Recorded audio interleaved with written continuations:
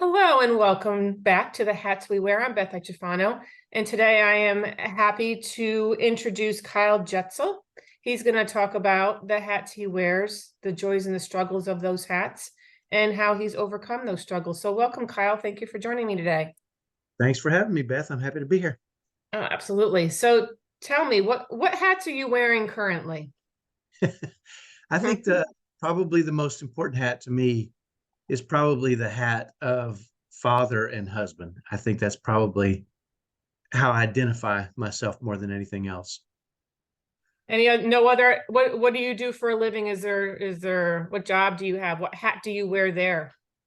So I work from home. I do marketing for different companies. I have my own little marketing firm. Yeah. Perfect. Not too interesting there because a lot of people say marketing, and what does that even really mean? It's kind of nebulous, isn't it? Sometimes, yeah. Yeah, sometimes it can be, but it's still a hat that you have to wear, right? So It all is. these hats that you wear, Mark, the whatever you do for your living, your dad, your husband, those all work together or they don't. And that's kind of what I like about this podcast too, is I've had a guest talk about how her hats were conflicting many times, and she had to figure out how she was going to navigate that conflict. So share with the listeners whatever you're comfortable sharing about the hats that you wear. So I think the reason we connected is in October of 2021, my wife of 30 years passed away suddenly. She got sick, and 10 days later, she passed away. And I'm the father of 6 kids. Ooh. So we had two of my sons are on the autism spectrum. And so we had gone through some pretty serious stress, and I would call it chaos in raising those 2 kids. One is more severe, and with that more severe autism diagnosis comes a lot of stress. All the things that you hear about that you can associate with autism, the bad stuff is kind of what we experience. We meltdowns every day, uh, pressing buttons, rage, violence, biting, kicking, screaming, the things, the bad side of autism you hear about sometimes. Yep. And I had kind of experienced that early on in our marriage and with our 2 sons on the spectrum.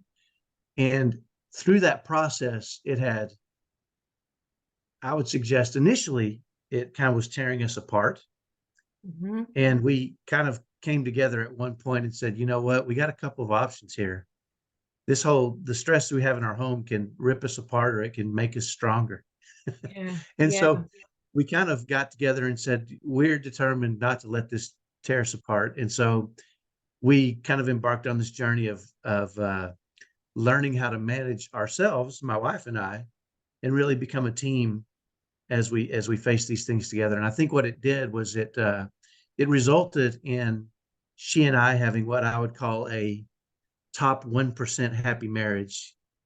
And so her passing was kind of obviously it's always a shock, but it was kind of when you build your world around somebody, right, and they become your rock and your confidant and everything to you, it can destroy you.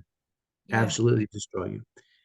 And so I think that's why we connected, because I kind of shared that as you face these kind of tragedies or these kind of difficult things, you have a choice, right? Yeah. Well, You can either, you know why else we connected, Kyle? You probably don't know this about me because I don't know you, but I have a child with severe special needs as well. She's okay. nonverbal and she's got autism. So you So, probably and I am in the 80 something percent where the marriage did not work out. yeah. So I think, and energetically we connected as well. So there's no coincidences. So you were meant to be here today.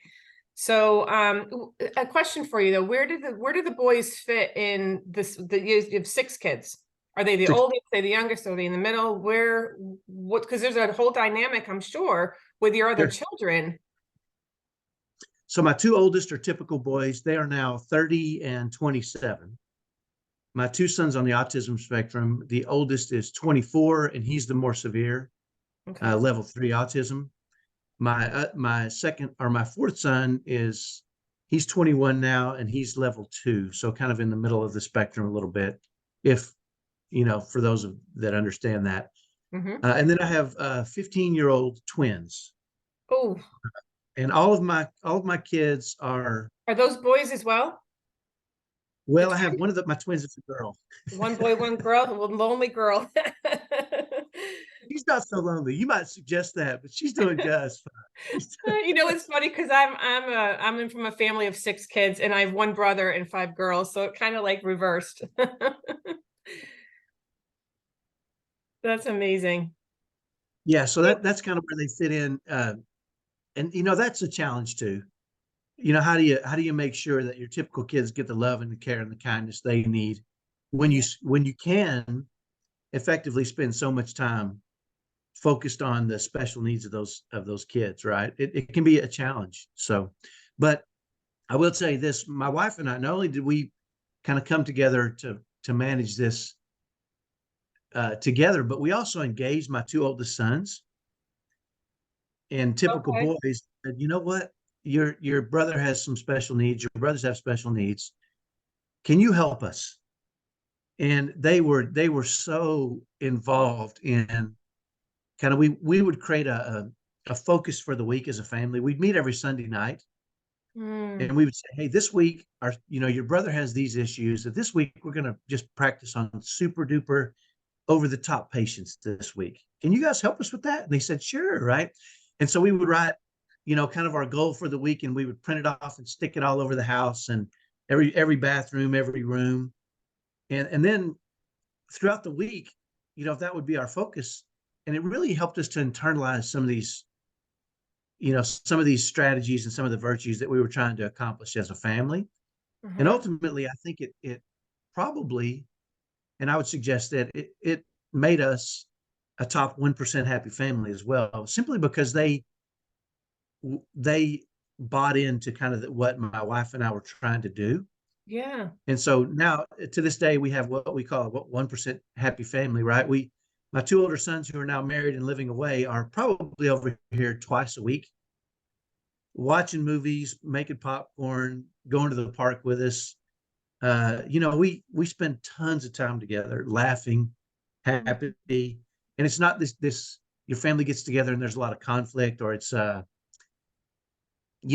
sometimes families can be, right? Yeah. Yeah. And that's not at all what we experience. We experience a lot of joy and happiness and fun together, and I think it's a result of not in spite of autism, but I think because of autism and because of the way we engage them in the process and try to get them to help us create a Mm. world of happiness and joy. Yeah.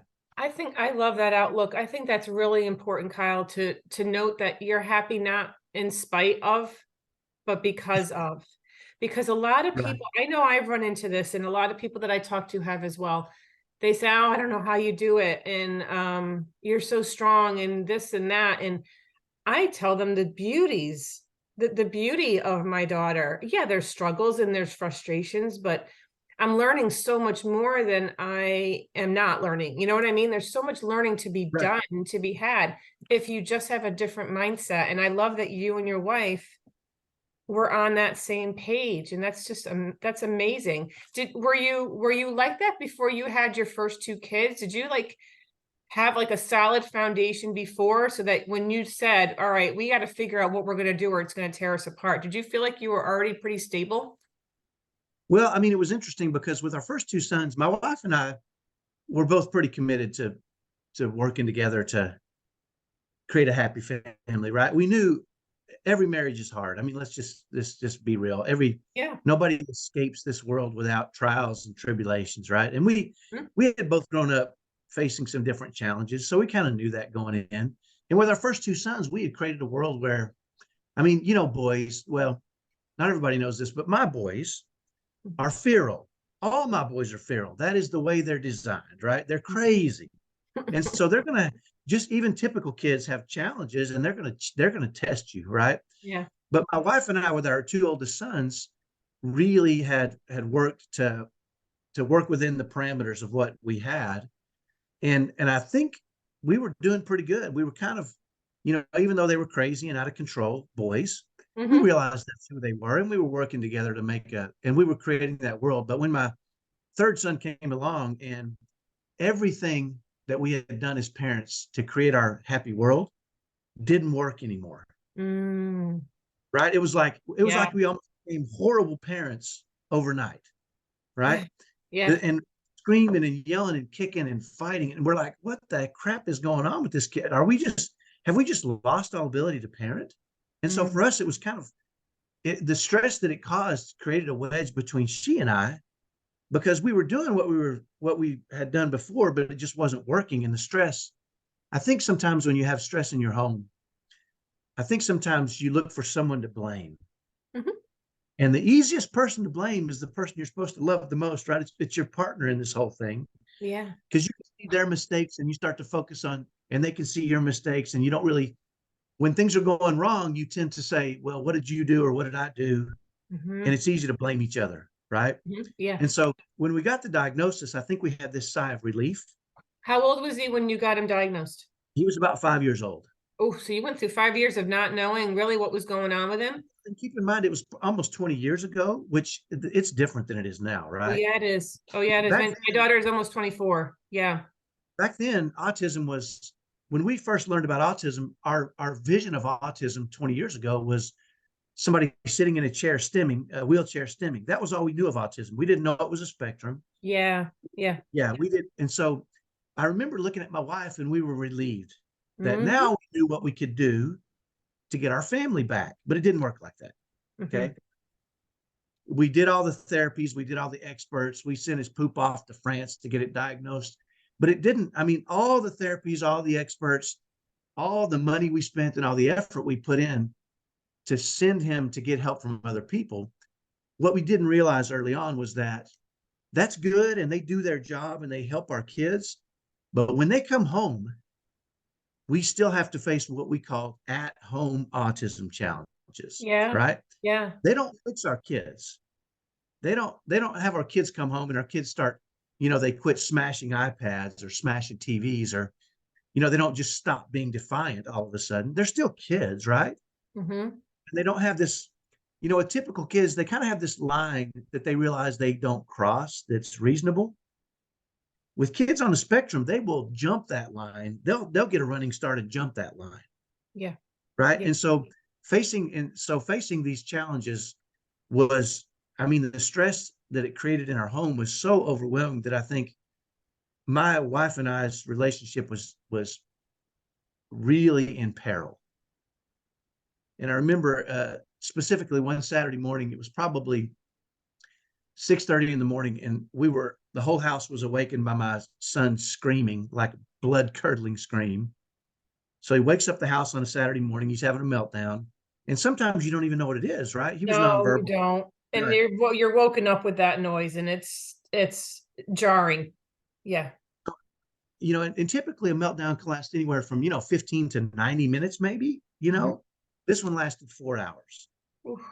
And I remember every time we would start to get him calm, my two oldest sons were hiding in their room because they didn't want to get hit with bricks or whatever he decided to throw. Yeah. He had smashed out a plate glass window in our house. And by the time every time we get him calmed down a little bit, he would ramp back up. And it was just, it's like combat zone, right? In our own home. Yeah. And I remember at the very end, we finally got him calmed down. And in that moment, I think our relationship, the damage that was happening to our relationship came to a head. And we turned on each other, and it was kind of well, if you would be more loving to him, or if you would have done this, maybe he would have calmed down quicker. And I fought back, right? Well, if you weren't so, if he had some discipline, right? And you're combative, right? And it was just, Yeah. we hurtled insults back and forth. And eventually it got to a point where I realized it wasn't stopping. And if we didn't quit fighting, it was going to escalate him again. Mm. Right? Our frustration and anger could escalate him as well. I remember I went out on the front porch and I had my keys in my pocket, and I thought, you know what? This isn't what I signed up for. I'm leaving and I'm not coming back. And this thought crossed through my mind. Mm-hmm. And I think she wanted me to leave. I think she was done with me. Right. I don't think it was I think it was mutual. Mm-hmm. And in that moment, standing on that front porch, just in fury, right? Thinking, what the crap is happening to my life, right? I remember I had a memory pop into my head of when I was a little kid. I was probably 11 or 12 years old. And I was playing in a baseball game, and we were winning the game. And the game was almost over. We just needed one more out. And I was playing shortstop on defense in baseball. And they hit the ball to me, and all I had to do was make one play and we win, right? Well, I made an error. I fumbled the ball. The next kid got a hit. The next kid got a hit. We lost. It was all my fault, right? Mm-hmm. And I remember I walked over to my dad just in dejected because, at 11 years old, this is your life, That's your right? world. Yeah. The Mm-hmm. world. Mm-hmm. And I said, you know what, Dad? I wish the ball hadn't been hit to me because then we could have won. And in that moment, my dad got down real low. I remember on one knee, and he said to me, you know what, Kyle? That's not the way we do things. He said, you don't ever want to pass off the success or failure of your life to somebody else. You want every ball, every game hits you.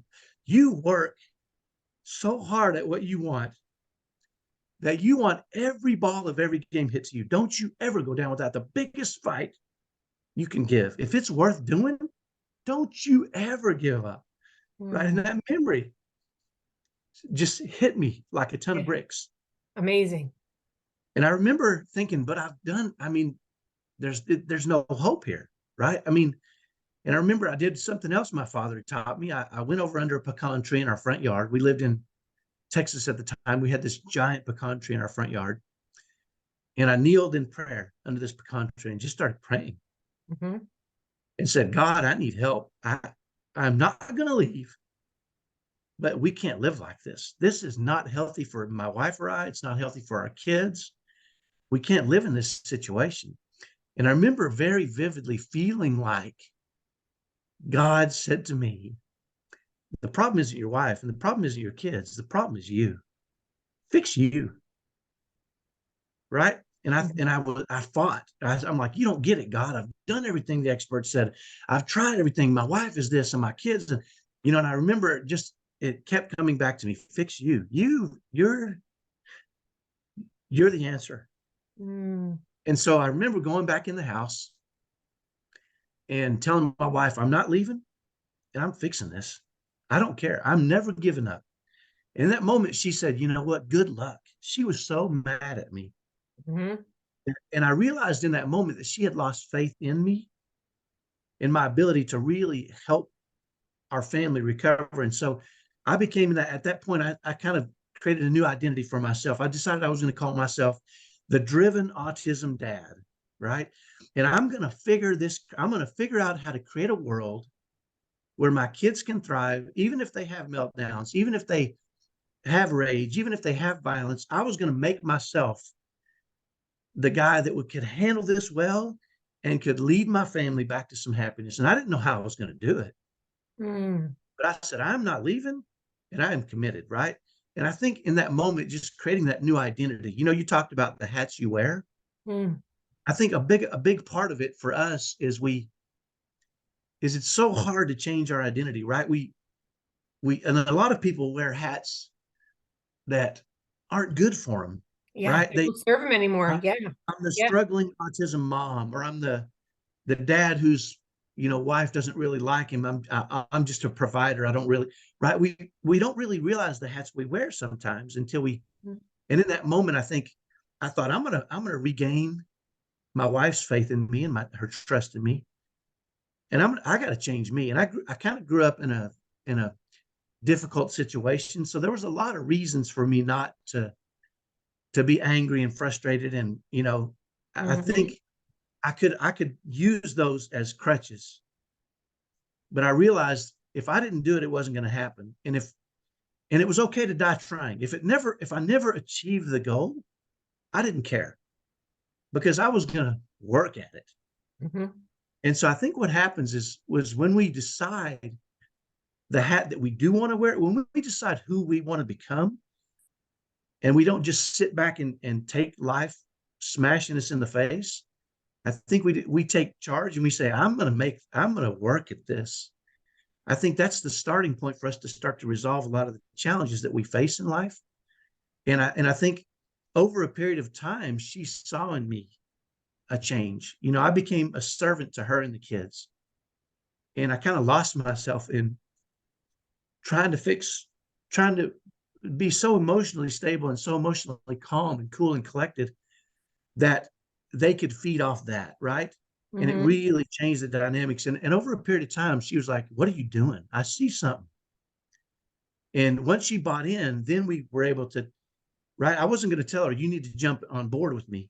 I just was going to do it, Yeah. and Yeah. eventually he would see things and she would say, I see you doing something. What are you doing?" And when I shared it, and initially she's like, "Well, that won't work for me. I'm here all day with the kids. You don't understand my situation.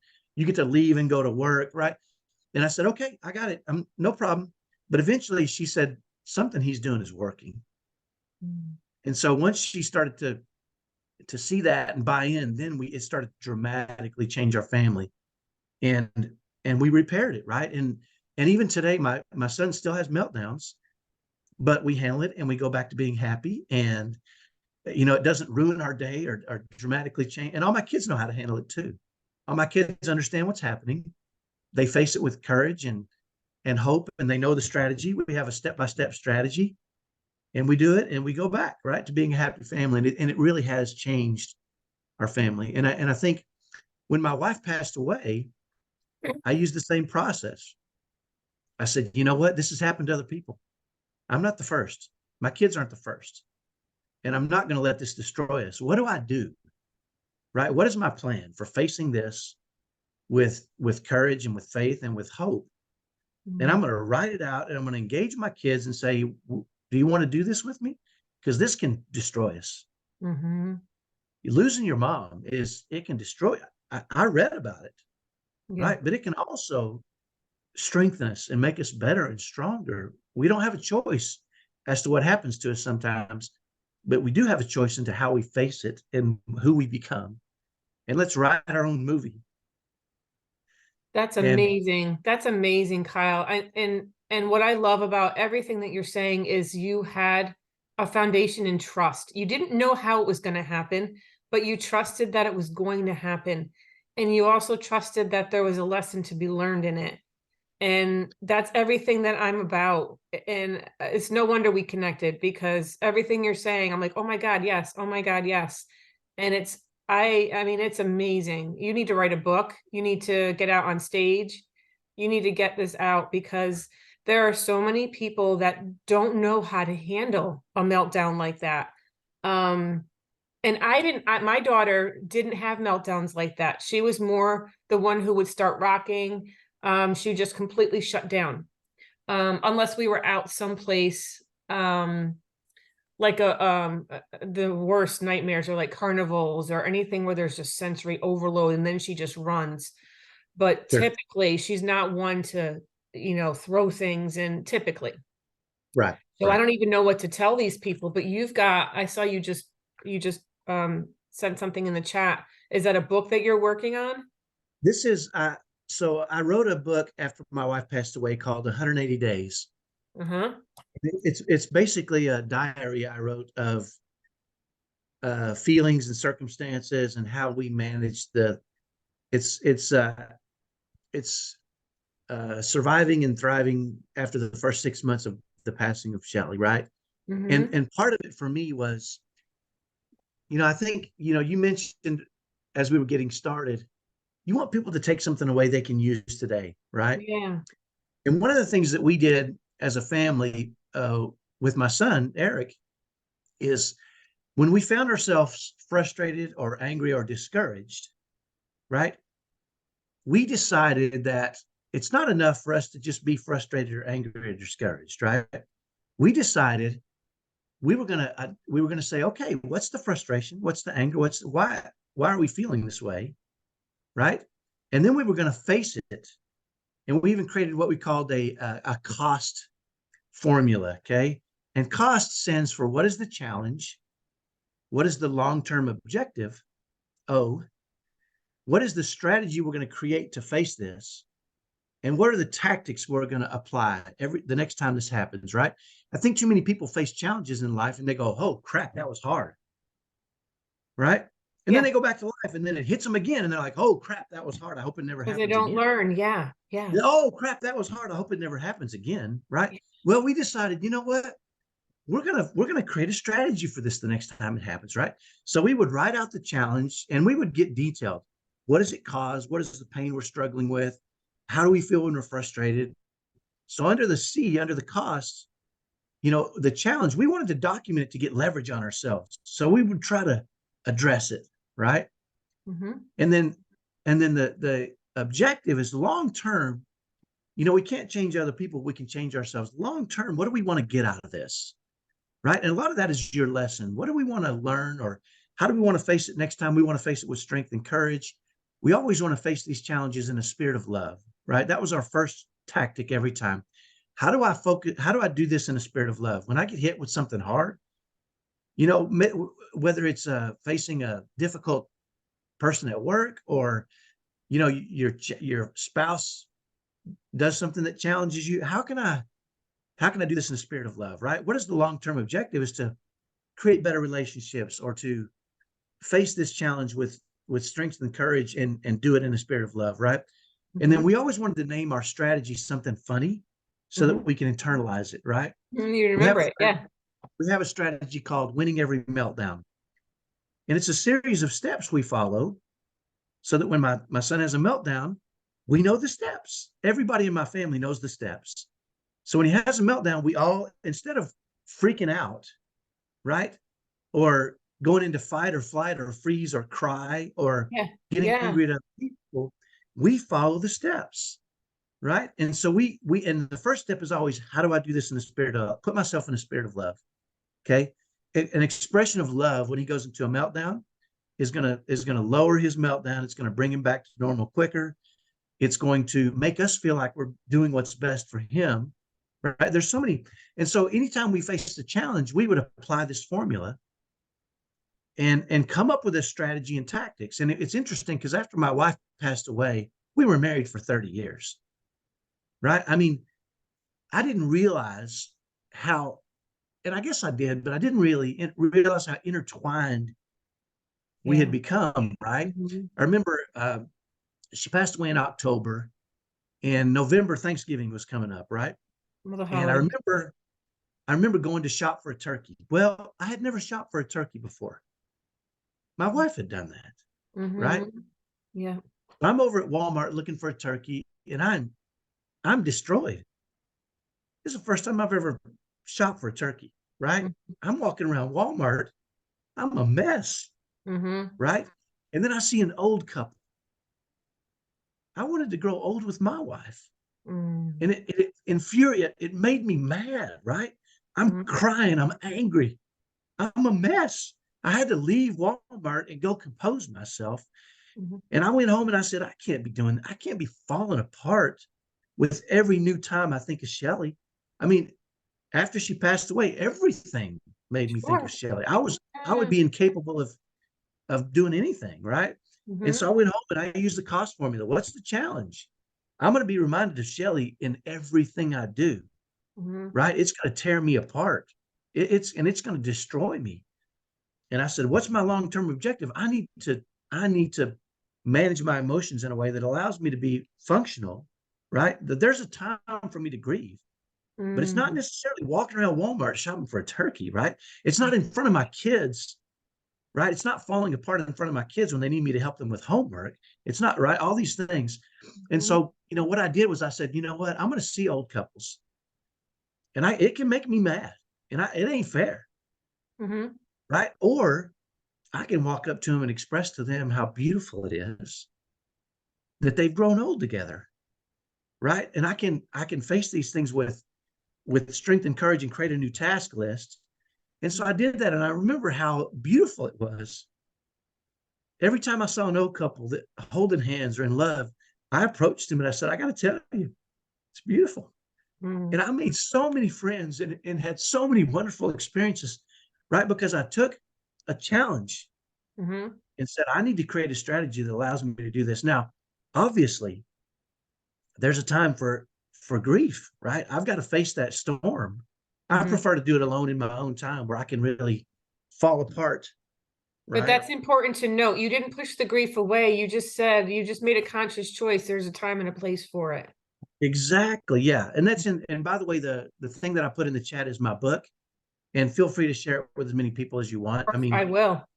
yeah. And yeah, so I think a lot of times, and I think that's the takeaway for me and for so many people, is we're all going to face discouragement and frustration and anger and right, all these. And my wife was so good about this, because she, when you're faced with that, it's not, when you're faced with challenges that are lifetime challenges, raising a child on the autism spectrum, it can be it's a lifetime challenge, can be difficult. You think, and it can create this worry in you. Mm-hmm.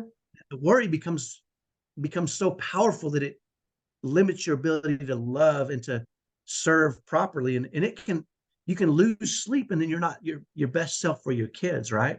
Mm-hmm. My wife came up with a strategy she called good versus evil, right? And it's really interesting. And I like that name, because she was so worried about their future without her that it was Yeah. keeping her awake at night. Mm-hmm. She found herself thinking about it when she was driving, and it's discouraging, and it's exhausting, and it can beat you up, right? And she didn't want that. She knew she needed to be at her very best, and the worry wasn't helping, Right. right? Do what you can, but worry doesn't help, and she knew that. But it's natural for us to fall into that state, right?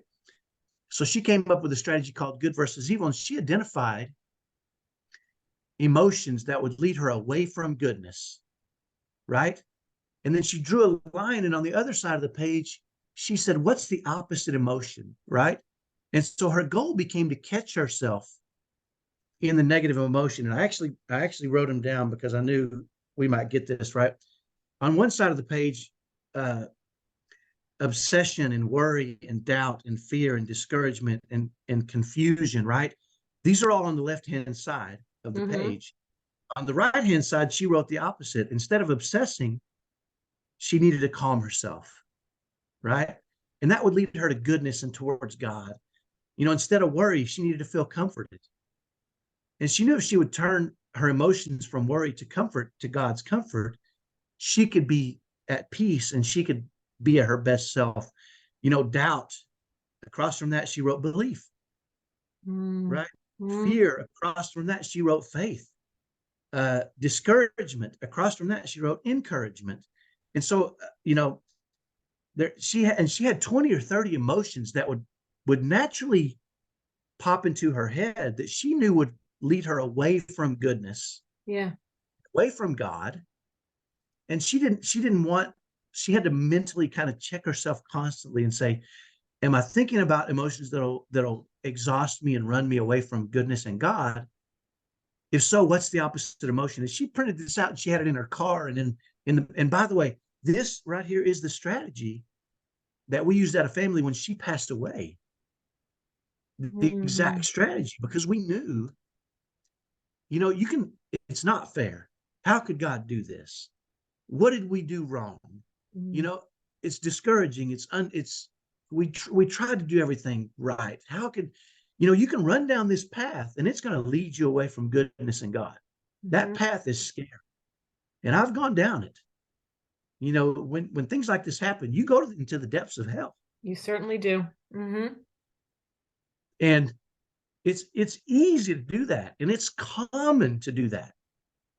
But with the right strategy or the right tactics or the right tools, you can escape, right? And you can catch yourself early before you go too deep, right? Because once you go deep, it's you can get sucked in, and not only can it ruin you, it can ruin your relationships, and ruin your ability to serve, and ruin your ability to wear that hat, Mm. that father and husband and mom, and the hats that are the most important hats you can wear, to me, Yeah. right, are Yeah. the hats of serving your family and serving others, and Mm-hmm. spreading goodness and joy and love throughout your life, right? Yeah. It's easy, because we're all going to face these hard things, these tragedies, uh, and they can destroy us. And I can't, I know now, I never knew before, Mm. but I know now how it can. And I know it can. I'm not immune, right?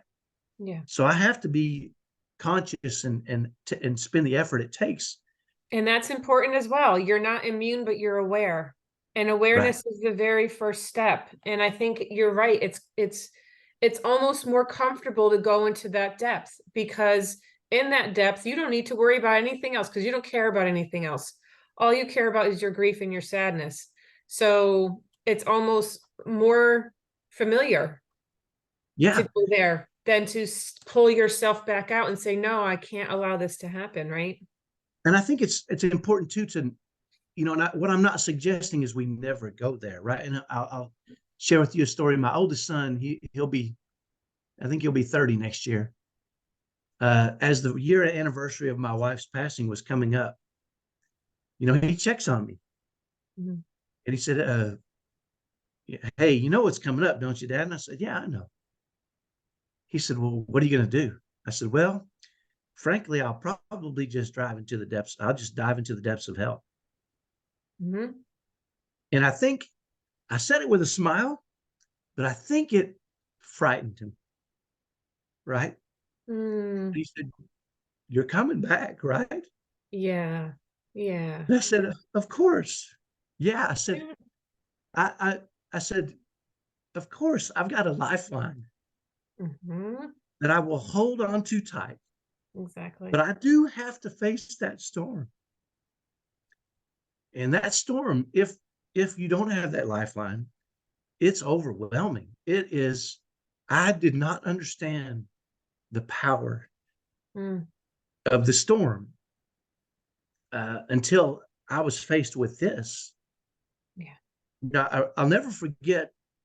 Uh, After Shelly passed away, I couldn't go to my room.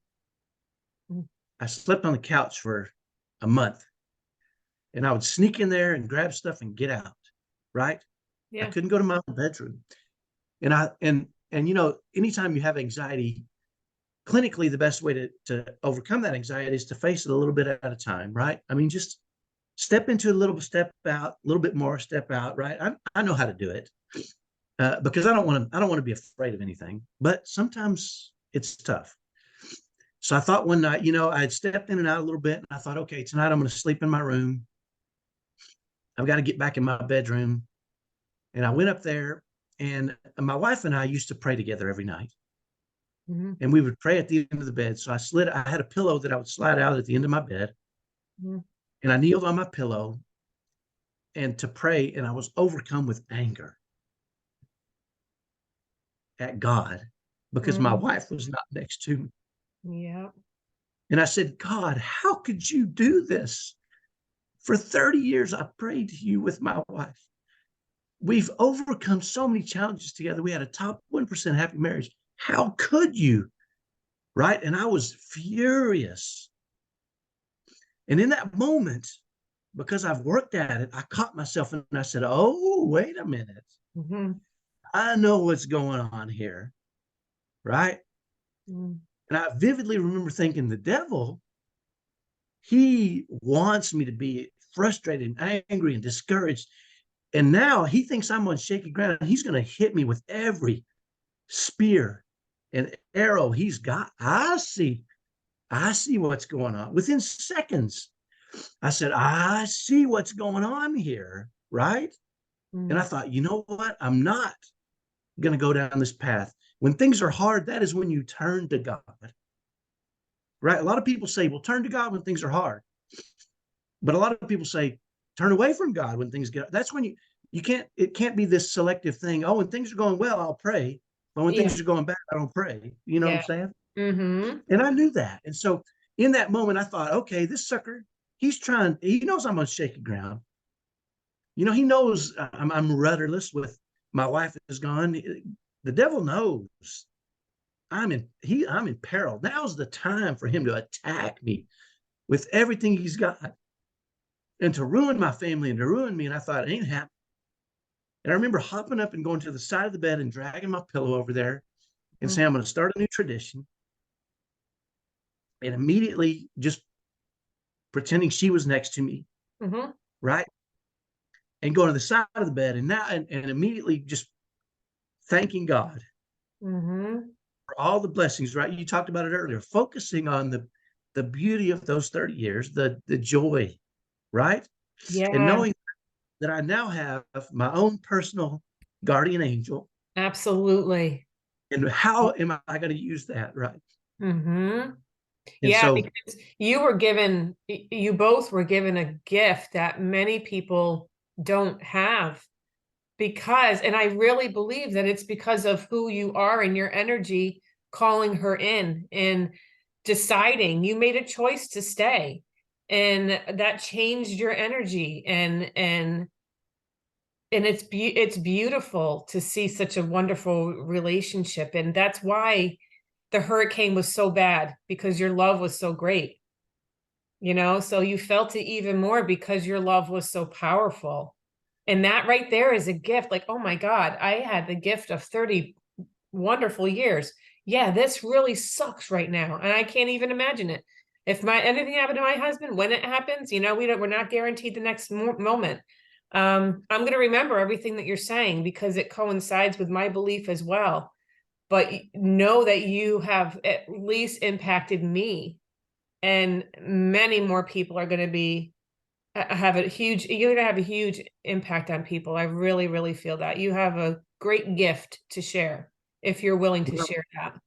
my identity now is, my son asked me a while back, he said, "What's the lesson from this, Dad?" I said, I don't know that I'll even learn the lesson in this life, Mm, right? yeah. But I'll go back to, I'm going to die trying, Mhm. right? I believe there's this, for every challenge or every trial we face, there's a seed of equivalent value, right? Yeah. And that's Napoleon Hill. You probably heard that before. But I just don't see in this life how it could ever be an equivalent value, right? I don't, You don't see it there's yet. no, Yeah. You don't see there's it no yet. And comparable that's to losing okay. my wife. And Yeah. but I do know, and I've told my son this, I I my the hat I'm wearing now is, I can model this for other people. I know now Mhm. what it feels like. I know how devastating and tragic and overwhelming and it can be. And I said, I'm gonna work this thing out, man. And I'm gonna live with joy and happiness and create good everywhere I go till I get to see her again. I'm just gonna do it, right? And Mm. that's the hat I try to wear now, which is, you know, before my wife passed away, I mean, maybe a year or two before, I was talking to my brother one time. He said, "What's your biggest fear?" And without even thinking about it, I said, "Losing my wife, Shelly." Without even thinking about it. Now, I don't believe in knock on wood. I don't believe that was a self-fulfilling prophecy at all. No, And no. and even if I did believe it, that wouldn't be productive for me. So I don't believe it. I don't care. Right. But facing when you that was my biggest fear, right? And it's not something I dwelled on, but it's also when we're gonna face those fears, they're gonna be fears. Yeah. Hopefully none of us have to face our biggest fear, right? But if I can do it, right? And I can and do it and spread joy and happiness and love, continue to spread joy and happiness and love. I Hmm. want to I want to model that for others. That's the hat I want to wear, right? And it's not because I'm some special individual with special skills. It's just I work at it, right? I mean, Yeah. I'm by definition, I'm about the most average guy there is. No special skills, no, other Yeah. than You don't see your maybe own power though, Kyle. You don't see your own I power just in your energy. That's I amazing. just work hard at it. I just work Yeah. hard at it. Yeah. And I think a big part of my identity too, is I'm a buoyant, happy, you know, energetic guy. That's one of the hats I would probably suggest I wear. Hmm. Uh, I was with my wife one time. We were out with another couple, and the couple we were with, the wife said, she said, "Is he always like this?" Just and she said, "Yeah, he is." In that And way, she right? said Yeah, he is. it like that, and then Mhm. she said, "Does it ever get on your nerves sometimes that he's so bubbly and buoyant and happy?" And she said, "Yeah, sometimes it kind of does." but it's better than the alternative, right? Yeah, Um, yeah. and the reality is, I don't wake up well. I don't like to get up early in the morning. I'm not a morning person, Hmm. but I get up because I need to, and I get my kids going to school, and I get everything going, and I choose to pretend to be happy until I wake up and get happy, you know. Yeah, yeah. And my kids are like, Dad, you don't have to be bubbly in the morning. I'm like, why not? Why not start your day good, you know? Oh, I love But it. yeah. I have one more question for you because I'm really interested in this, and I think a lot of special needs parents will be as well. How did the boys with the autism, how did they handle losing their mother, and how did you help them navigate that loss? So one of the parts of my plan, after they lost their mother, was once a month, each one of my kids individually, we go out to dinner away from the rest of the family, and we just chat about it, how they're feeling, what's going on, anything I can do as a father to help, anything. And it's funny how I'll be honest with you, they've come to my rescue probably more than I have come to them. My more severe son, I don't, I think he's still mad at my wife. I don't think he really understands. I think he's not sure what death means. And so and she was his nurturing, loving cuddle. He won't let me do that.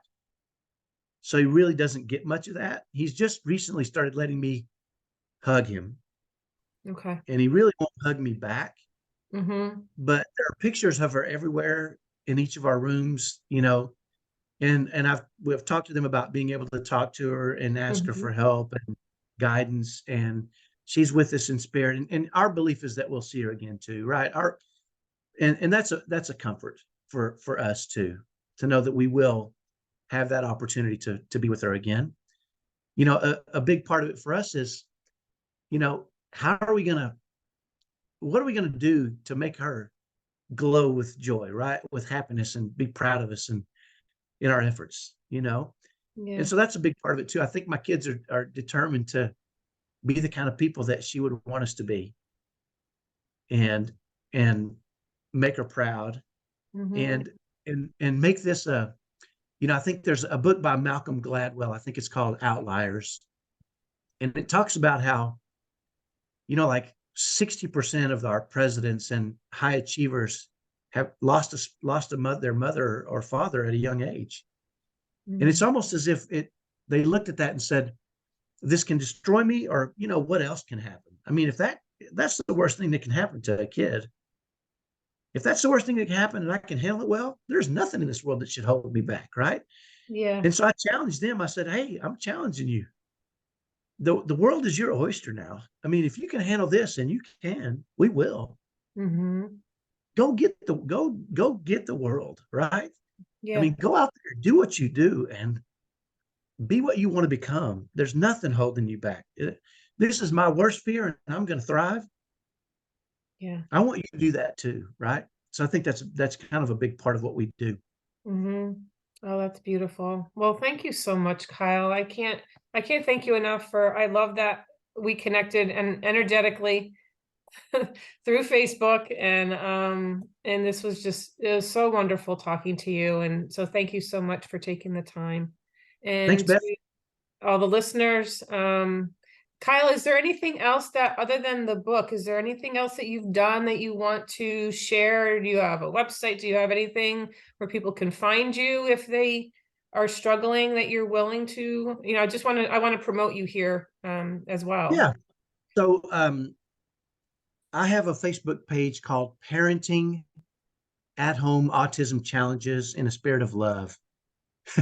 I know that's long. See, Parenting at Home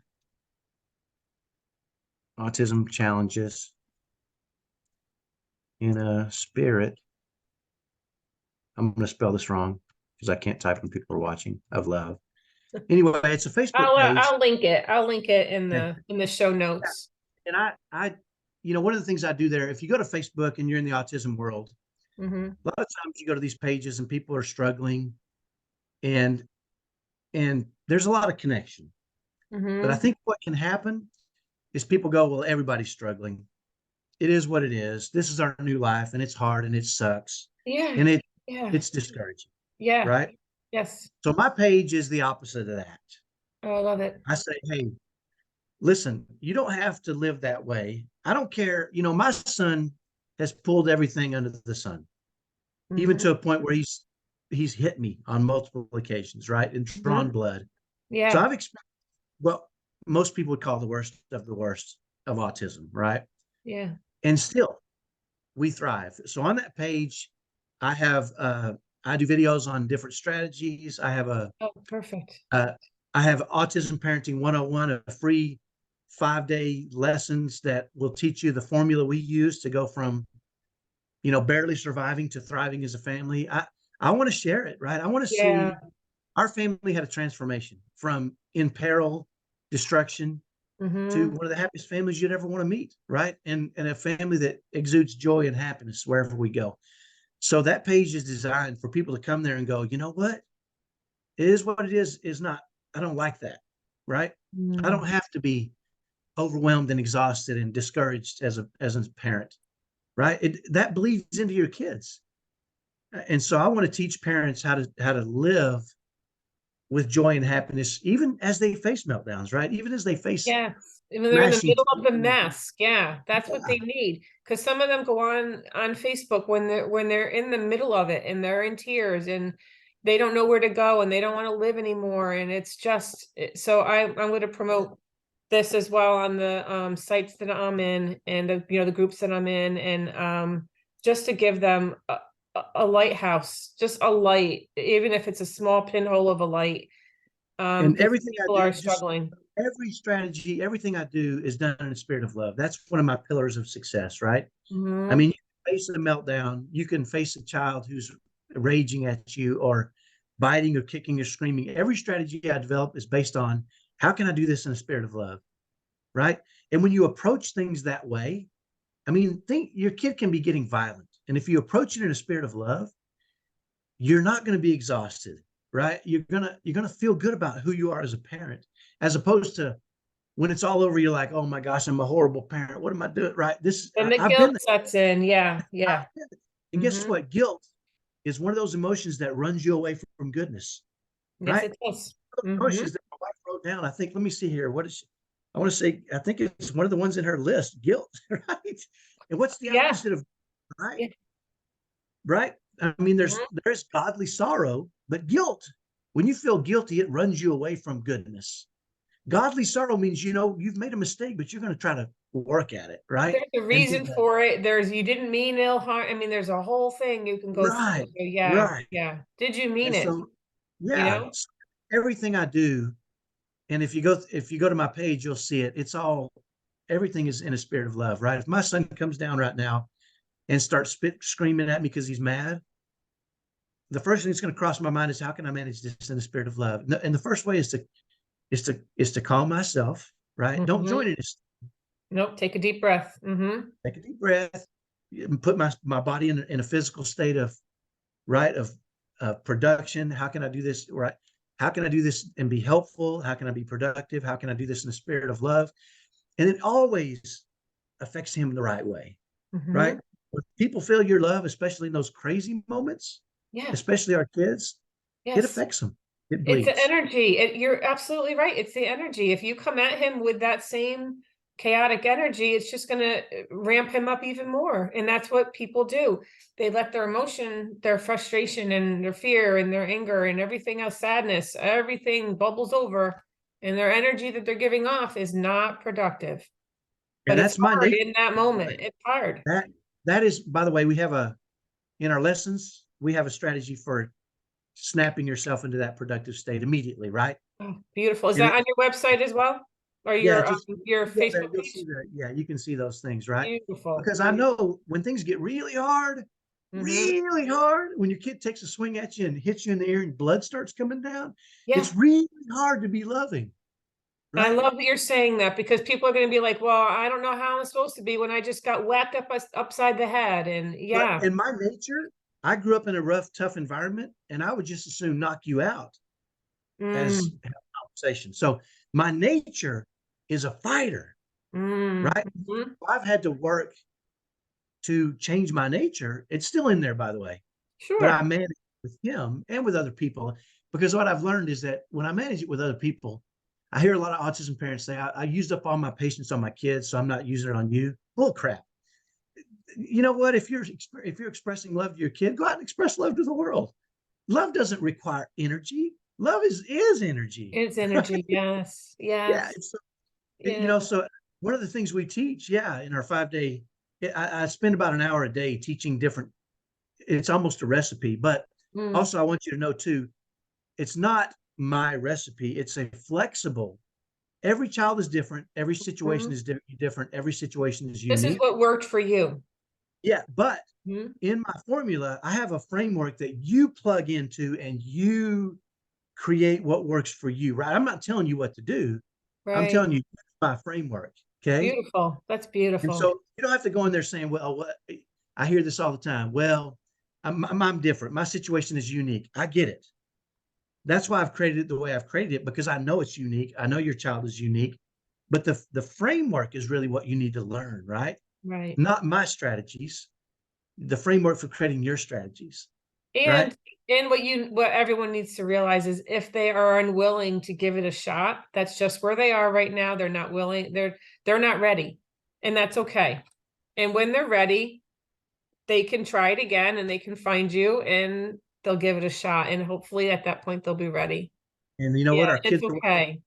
if you die trying, our kids are worth it, right? Yeah, yeah. If you So never, thank if you. you I never, this definitely ran over. So for the listener, thank you for hanging in. But I couldn't stop. Could talk to you for another couple of hours easily.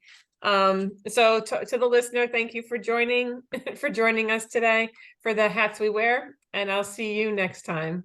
Have a good thanks, day. everybody.